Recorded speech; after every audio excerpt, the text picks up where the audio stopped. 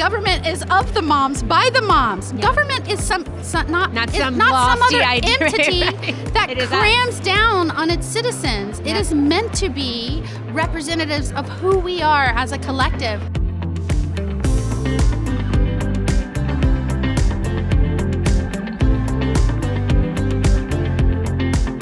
Joyful warriors. We have the ultimate joyful warrior here with us right now, Attorney General of Florida, Ashley Moody. Thank you for joining us on the podcast. I like the title. I like Joyful Warrior. Maybe instead of Attorney General Moody, I should be referred to as Joyful Warrior Moody. You can be Joyful Warrior Attorney General Moody. I like that. Yeah. I like that. Ashley, you are a working mom. In fact, you're the first working mom with a child at home to be elected in Florida. You were elected first in 2018, elected again. Congratulations. Thank you. 2022. Fresh off a re-elect, it feels good. No doubt. So tell us a little bit about what led you to be Attorney General. Well, when I was in law school decades ago, I thought I was going to be a civil litigator, a business lawyer when I retired. And when I got out of law school, I went and worked at a large business law firm and loved it. I did like it. I had training in accounting and I have a master's of law in international law. I did love that, but I stumbled into a federal court one day trying to, become more familiar with that process, saw a federal prosecutor in action, and that was it. I decided I wanted to, leave the high-paying private practice world and serve my country. And to this day, I will tell you that one of the proudest moments of my career is the first time I stood up in court and said, "My name is Ashley Moody, and I represent the United States of America." The best feeling, the best job. Even now, I look back on it. Every day I went into work and I'm like, I'm going to get the bad guys. I'm going to protect our communities. I'm going to do, justice for our nation. Yeah. And I miss that very much, and I loved it. Then became a judge for over a decade. If you want to know what's really going on in our state, in our country, go to a court and sit in a courtroom. And so I witnessed everything from serious crime to the destruction of families to the opioid epidemic ravaging communities. And I said to my husband, who's a career law enforcement officer, you about that because he is, I said, I think I have this very you can probably tell I'm very energetic.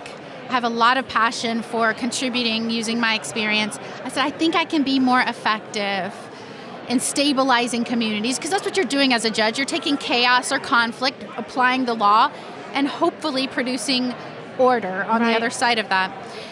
If I ran to be the Attorney General, which would use all of my previous lives and backgrounds, and in a more proactive way in the executive branch, and thank goodness I have a husband who, despite the fact at the time when we were having these discussions, my son was so young, so young.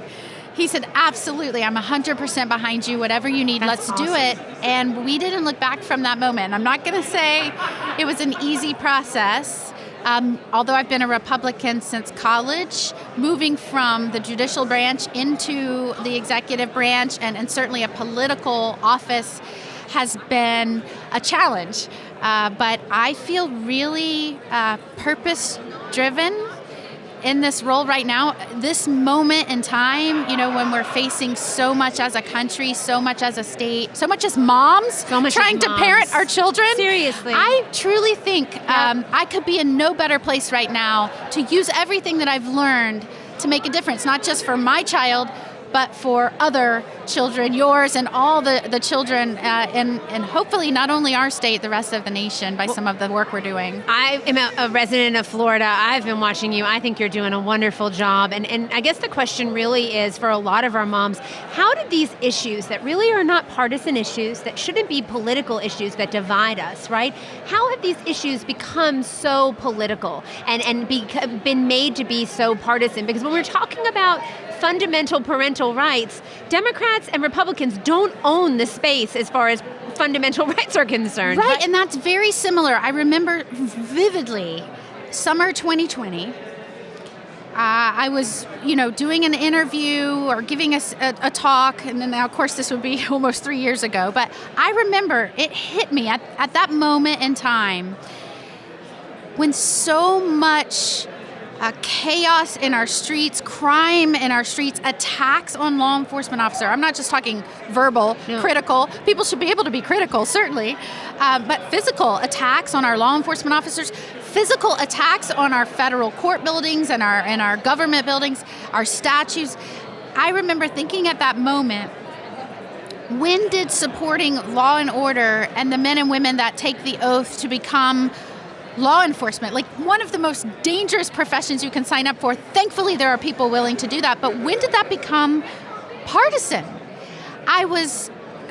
It almost hit me almost like a wave. Yeah, I mean, like a tsunami. It was the one thing where I thought we could all agree that if we ask somebody to wake up every day and run into danger, risk their lives, while we run out, right, by the way, with our children in tow, that we could at least say as a whole, the profession, we support it. What can we do to make their lives easier? What can we do to help them? It doesn't mean that we don't speak out when we believe that there is things that can be improved, where there are maybe bad. It doesn't mean we don't speak out. We must always seek to improve our systems.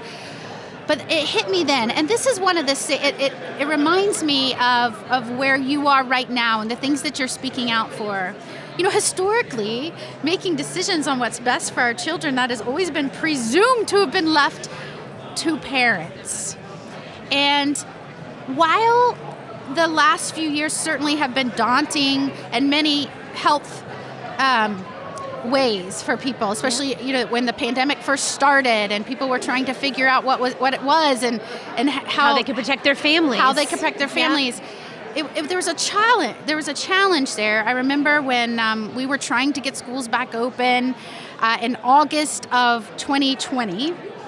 People sued the governor. They sued the state. Yeah, they did. The governor on July open. 6th came out with Richard Corcoran and said schools are going to be reopened. And then the Florida Education Association, the teachers union, I call them the K-12 cartel. You may be new, but I'm just going to tell you. I know you can't. Well, there was a lot of revisionist history recently. I don't know if you remember. There was quite a bit. But I said, wait a second. There was a lot of litigation back there in August of 2022. And they actually won in court, didn't they, at first? And then the governor actually appealed that decision. Well, as you remember, and I remember this, my child was back in school, and it was so important, as you know. I'm trying to do what every working parent is trying to do, and that is to make sure their child is educated and provide for their family.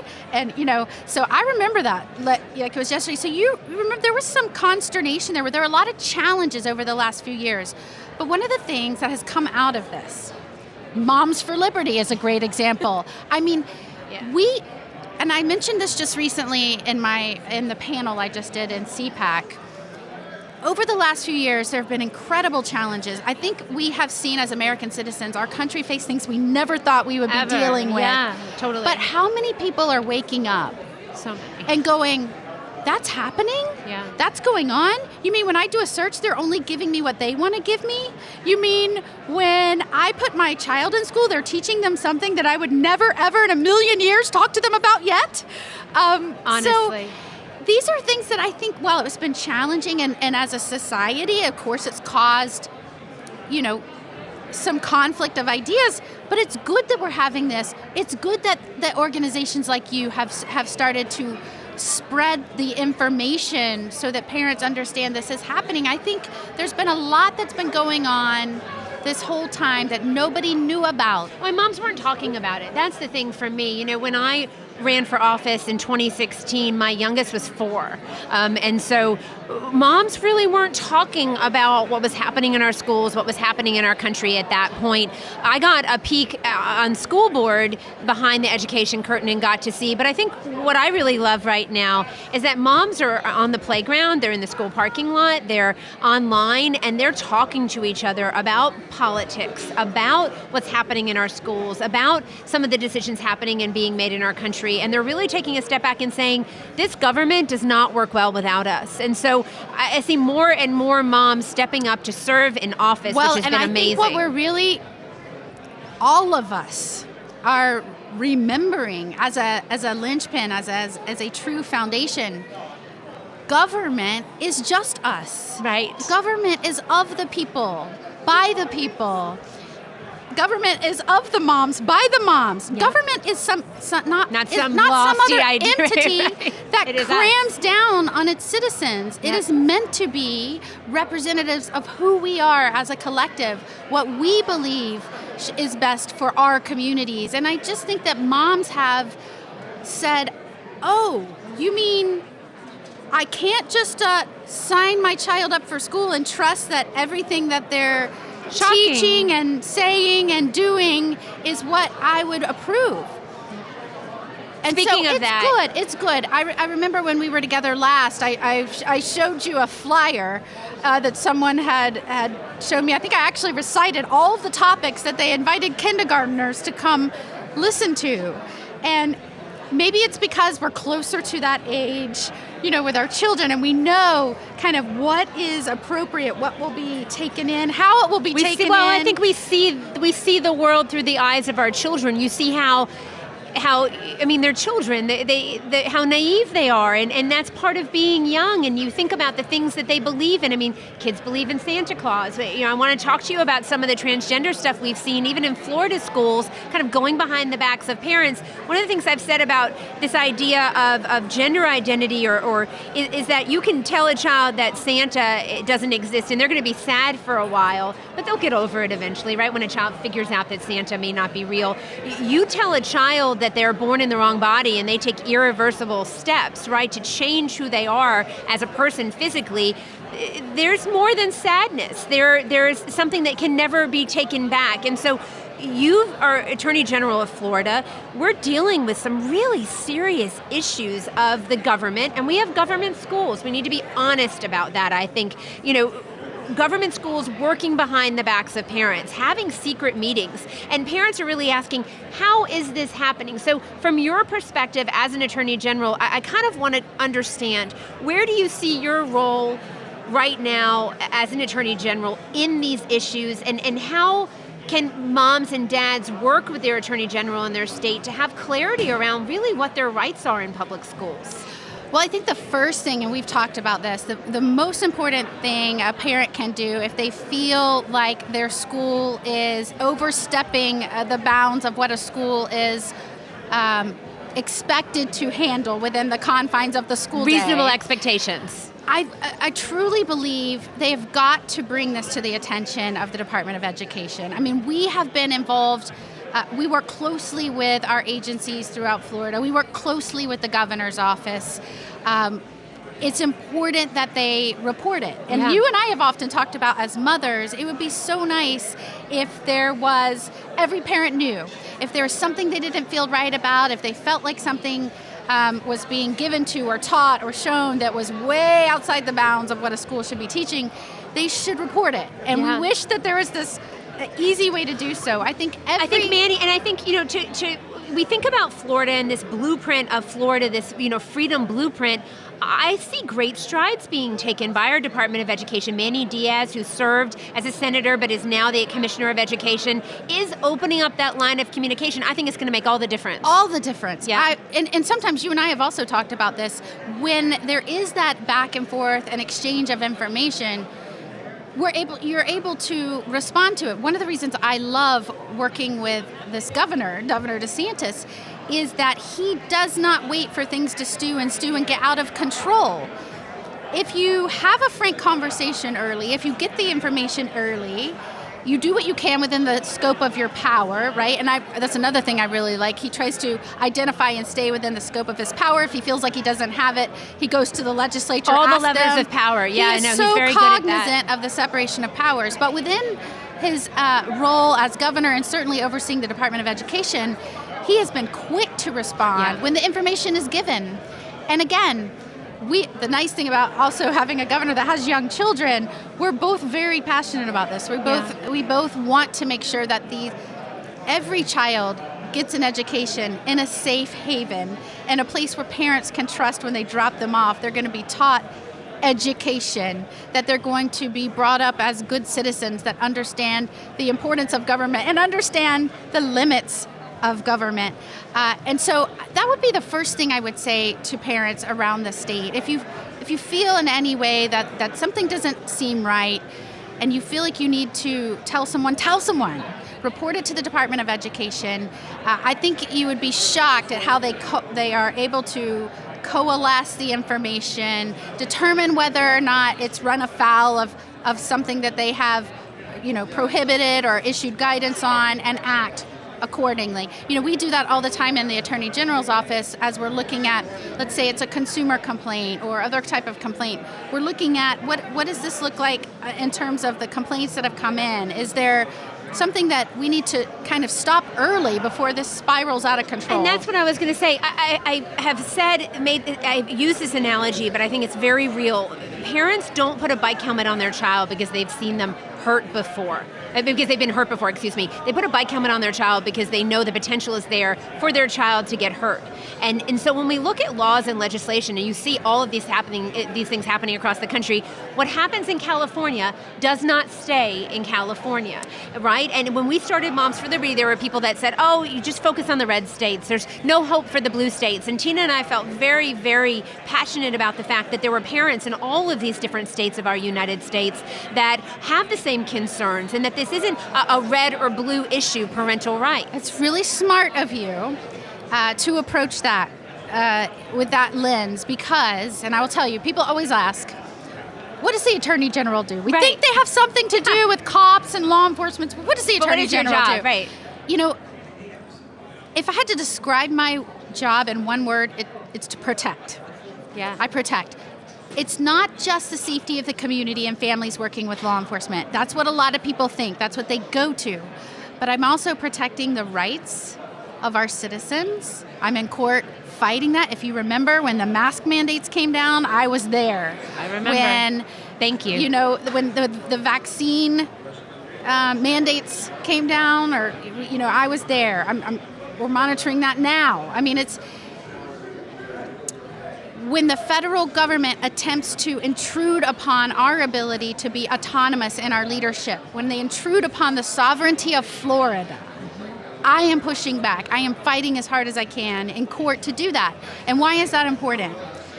Because if California standards start getting adopted into federal law, whether that's through law or through the rules that these agencies, these unelected bureaucrats, push down into the state's business, we have to stop that from taking hold and taking effect, because you are right, it will spread like kudzu around this nation. And while you may be a Californian that can move to Florida when they get too onerous and too bureaucratic and you're a regulatory state and they're cramming down on your rights, what happens when that takes hold all over the nation? Where do you move then? And we're seeing that happen.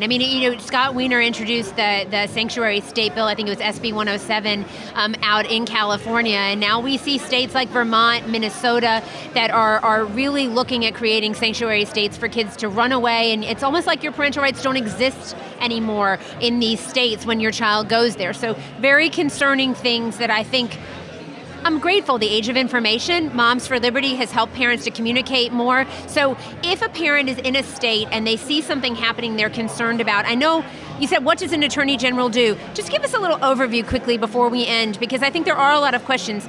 Depending on what state you live, there are different rules and regulations regarding the role of the AG. Isn't that correct? Absolutely, yes. Okay. And so in Florida, we are given, broader powers. Some AGs don't have the same powers that we do, but generally speaking, the attorney generals are going to be working to protect consumers. They're going to be working to represent their states in civil actions. Many have prosecutors, statewide prosecutors like our office does, so we work with law enforcement around the state. I'm going to go back to, again, I think out of the last few years, positive forces, positive things have come from that, including Moms for Liberty. And you're talking about moms in other states that may not have the same kind of leadership that we do here in Florida. They may not have the same kind of attorney general. But let me just say, we joke about this, and I believe it's true. Look, moms have a natural inclination when they see something wrong or disordered or chaotic to get it right. Yeah. And to put it in order. You don't give up on your kids. And to organize it. Right.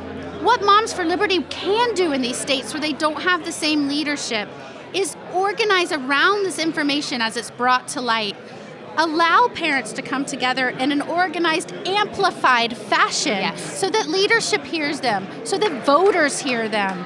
That will help stymie some really bad policy ideas in other states from taking root, spreading, and maybe even jeopardizing and making its way into other states like Florida. So it's a good mission, it's an important mission, one that I believe only moms can do. Well, so keep up the great work. Ashley, thank you so much for joining us on the Joyful Warrior podcast. From one mom to another mom, we really appreciate you and everything that you're doing in the state of Florida. And, when we say Make America Florida, some of your common sense type of thinking, I think a lot of moms around the country would like to have in their state. So thank you again. Thank you. Good to see you, Tiffany. Nice to see you too.